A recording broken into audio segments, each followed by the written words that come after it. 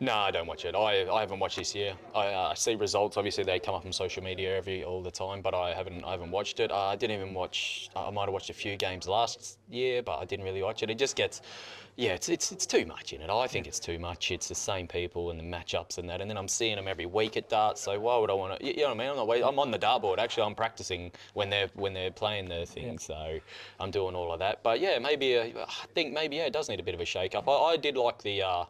I did like the relegation. I thought that was pretty good back in the day there, where because it was like the first half of the season they're actually playing to stay in it, and then the people towards the back end probably now or when you've got a long season, if they're doing bad, you know what I mean, they're probably not going to really show up or put 100% in, because it's like, what are they playing for if they're not making the top four, or you know what I mean? And I mean for 10 grand, but then is that enough for them? You know what I mean? I'm not too sure, but like I said, I like the relegation, but then I think they change it up every so many years anyway. So I'm sure whatever they come up with, it's always going to be a sold out crowd. It always is, and it's all down to the viewers, isn't it, and keeping the people interested. So, but some fans do think it can be too repetitive.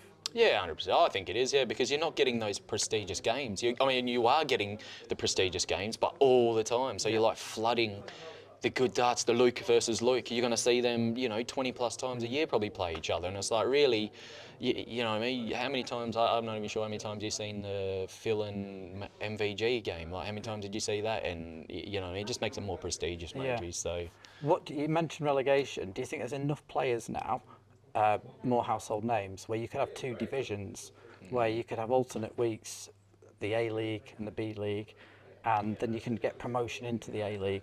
Yeah, I think that'd be kind of cool, because I think it'd be all right. I think that would work. I'd like to think it would work, whether even the B team plays behind closed doors to get to that stage. You know what I mean? Something like that. That might be all right, because otherwise, like you said, I don't think it loses the Premier League status when you start putting in 12 players, 16 players, then it starts losing, it's not just a Premier League anymore, is it? So I think you still got to keep that tight-knit number. I think like a max would be 10, and I think, and you'd have to be shorter than that. But the second league, I think it should be, it might be something that could be incorporated and gives that person, whoever wins that second, gives them that chance to, all right, I'm proving myself here. I've done it for 17 weeks, and now I've won it. Now, you get the promotion into the Premier League. But it's hard to relegate someone, isn't it? Because if they go on and win the Worlds and got relegated from the Premier League, you're not going to put them in the Premier League, are you? Well, you could do it halfway through the season, where whoever's the bottom two